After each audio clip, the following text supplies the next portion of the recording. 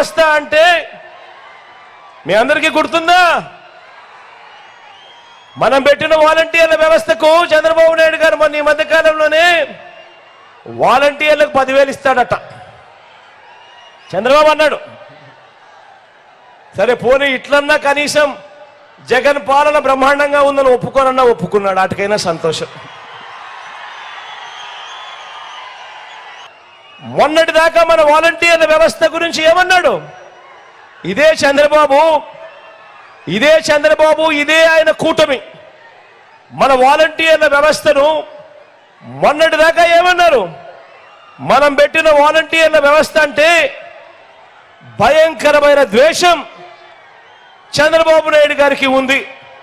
వాళ్ళ గురించి ఏమన్నాడు? మొన్నటి దాకా మూటలు మోసేవాళ్ళు అన్నాడు, వారి కథ తేలుస్తా అన్నాడు, వారిని వదిలిపెట్టి